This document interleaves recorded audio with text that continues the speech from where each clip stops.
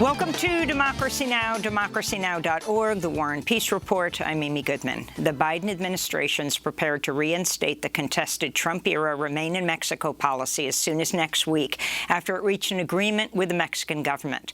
This means asylum seekers who arrive at the southern U.S. border will once again be returned and forced to wait in Mexico while their cases are resolved in U.S. courts, a process that can take months or even years.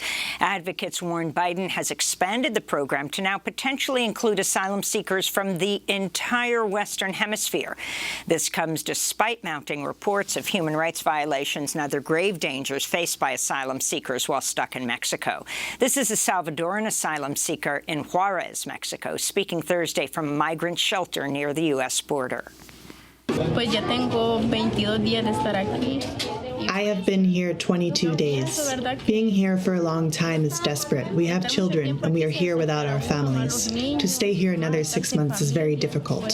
Thank God we have food here. We have everything we need, but it is hard to be without our families. Advocates have vowed to continue fighting Remain in Mexico. The ACLU's Immigrants' Rights Project said in a statement, quote, "The re-implementation of this illegal and cruel policy will inflict on thousands of additional people seeking asylum the same harms that were well documented under its previous implementation: horrific abuse, including torture, rape, and death, and the denial of any meaningful opportunity to obtain asylum," the ACLU said. German leaders have ordered tough new restrictions for people not vaccinated against COVID-19 as Germany and many other European nations experience their worst surge of the pandemic. Germany's new rules bar unvaccinated people who haven't had a previous infection from public life, from restaurants, theaters, stores, and many other venues.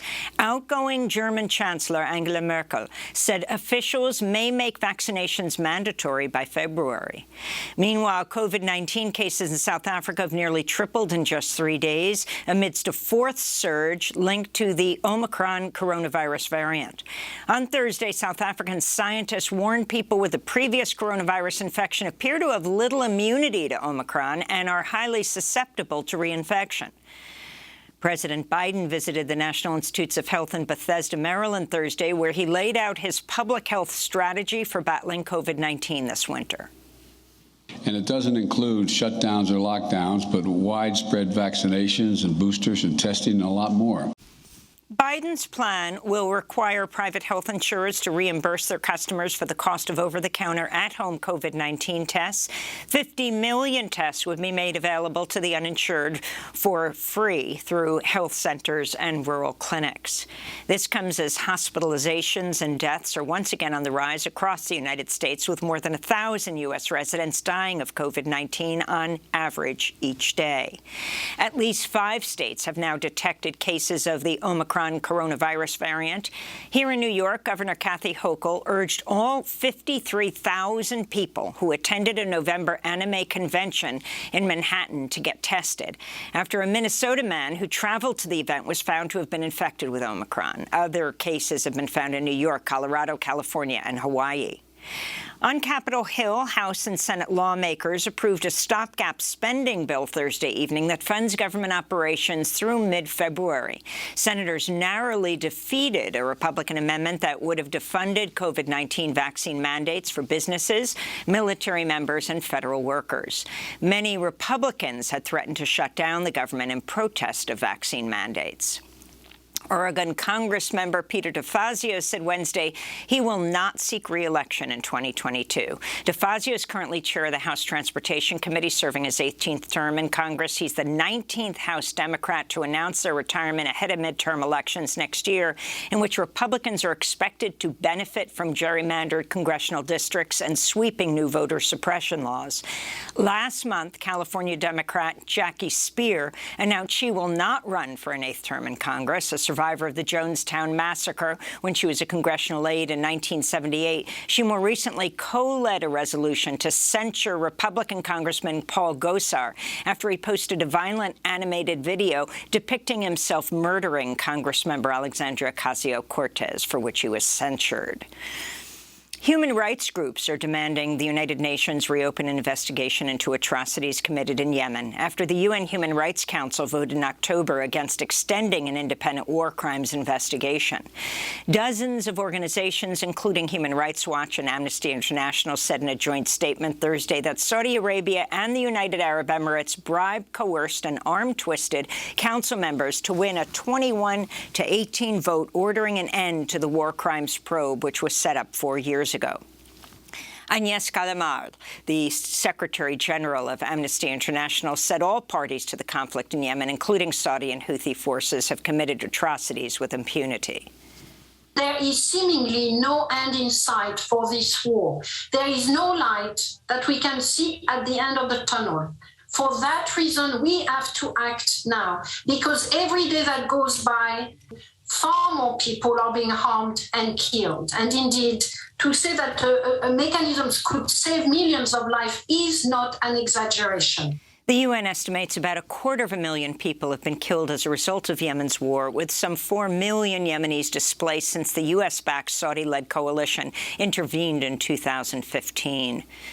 A new report by Human Rights Watch finds Burmese security forces encircled, then killed anti-coup protesters at a demonstration in Rangoon in March as part of a pre-planned attack. At least 65 people were shot dead.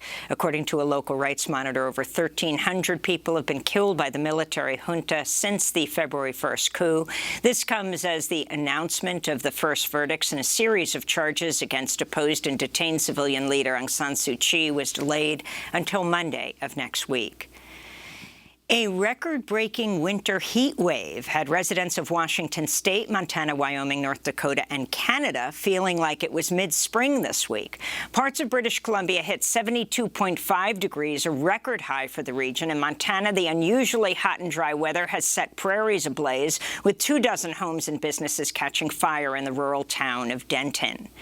In southern Oregon, Canadian oil and gas company Pembina Pipeline has abandoned plans for a frack gas pipeline and export terminal after years of organizing and community pushback. Opponents argued the project violated the Clean Water Act and threatened local wildlife, livelihoods, and Indigenous land. In other climate victories, Shell has pulled out of the Cambo oil field project in the UK's North Sea.